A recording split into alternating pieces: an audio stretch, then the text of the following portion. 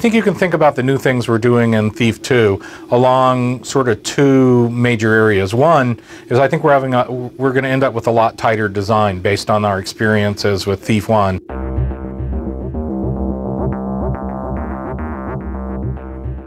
The second thing that is going to be new about Thief 2 is we're going to improve the technology of the engine some.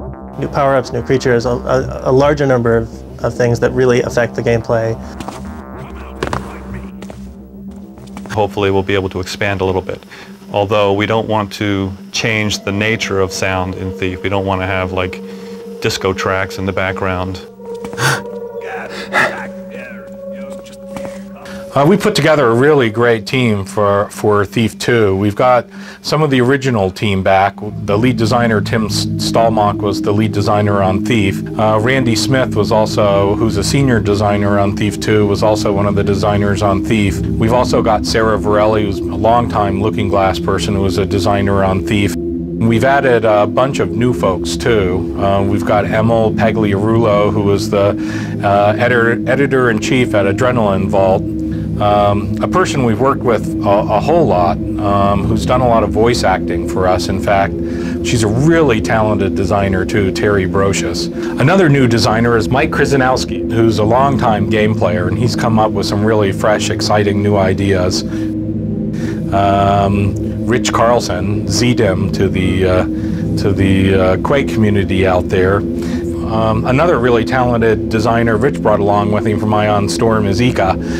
Ika's working on some really exciting levels, and his work's really turning out terrific. We've also got a designer away from Reality Bites, who he had worked on Dark Vengeance in the past, Raphael Brown. And we've got a little bit of extra assistance from Mike Ryan, who worked on the original Thief and was also a designer on System Shock 2. One big difference between Thief and a lot of action games is that it's got a lot of story to it. An experience that tells a story but that doesn't take away from the action. At no given time are we pulling you out of the game. You get some information in your briefing and some information in cutscenes. You hear some of it like overheard in conversations that we stage. All told, I think I counted up one day like 7 or 8 like individual little ways that we send out little tiny packets of story at you. Gotta stop jumping at nothing. Ah! The game concept in Thief was developed in stages. We actually started off with a completely different game, Dark Camelot, where it was this sort of Arthurian setting, but Modred was the hero, King Arthur was this, corrupt despot, and there was this sort of like swashbuckling fight of the underdog against the oppressor. One of the biggest challenges in working with Thief 2's fiction is trying to get all the mission designs well integrated into the plot. When we worked on the Thief plot, it was plot first and then missions came out of that. In this case, we tried to think of really good missions first, and then there's a little bit of retrofitting work in terms of getting the plot to work well around the missions. All the time that you're finding out the story in Thief, you're also playing the game. It's integrated. I'm working on a level called Song of the Caverns, and I really can't say too much more about it because it's a secret. I guess one of the things that I enjoy most about designing Thief levels and working on Thief is trying to find multiple ways for a player to solve any given problem. Who's noising about then?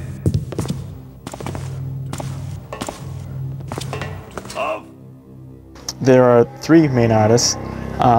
There is me, who's lead artist. Mark's such a fanatic. When he took his vacation, he went to Europe this year and took a camera along with him and took thousands of pictures.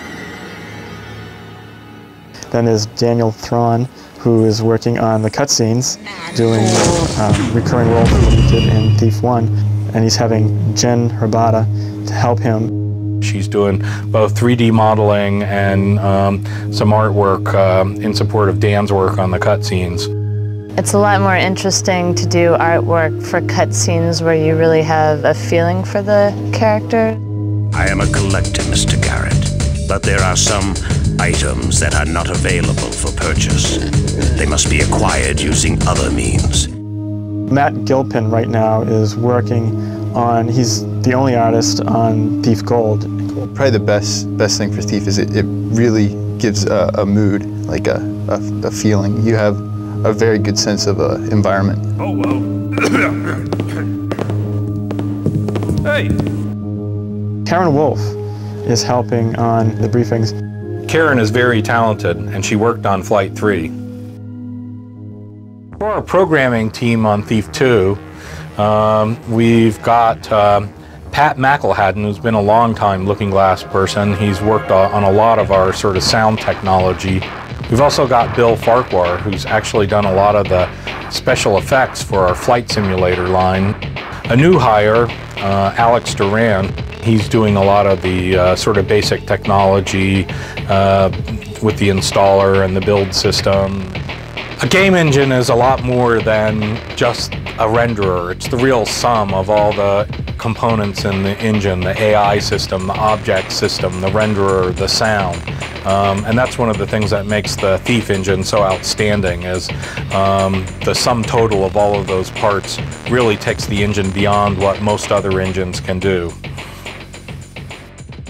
Most people think that playtesting is fun and they get to play video games all day. And in that, they're right. And it's really fun and you get to play video games all day. But a playtester really also has to be really meticulous and just do tedious work that gets to be no fun at all. I can read the Wheel of Fate. Will Thief Gold ship on Monday? It's a heart, so things are looking good, I must say. Playtesting allows people that don't have any idea how the game works to give their feedback and say, I don't understand this. You guys have been working on this way too long. You know the plot and the story and it makes sense to you because you made it up, but it doesn't make sense to us. The audio department is 3 people. It's myself, a guy named Kamal and a guy named Ramin. It's nice to have them on board. Pretty much everyone splits duties and does everything. Thief is very interesting sound-wise because it's one of the first games that really uses sound as a central part of the gameplay. Hey, what was that noise? Is that you? Gotta stop jumping it. You work hard on the sound and it's nice to have a game that really shows it off. In Thief 2, hopefully we'll be able to expand a little bit. Although we don't want to change the nature of sound in Thief. We don't want to have like disco tracks in the background because it's not appropriate, but hopefully we'll be able to do some more involved things. So after Thief 2, obviously there's talk about Thief 3, there's talk about other sorts of games. Looking Glass, of course, is also famous aside from action-adventure games for fantasy role-playing games, and Thief would be a really natural fit for that. Some games have the kind of like really hit potential where you start seeing the action figure or the comic book. At Looking Glass, we have some tremendous art talent, and some great sculptors, great artists, guys who've done comic books before. And I'd like Thief to be the kind of game where you can go down to your local comic book store and pick up the Garrett and Victoria action figures. That'd be great.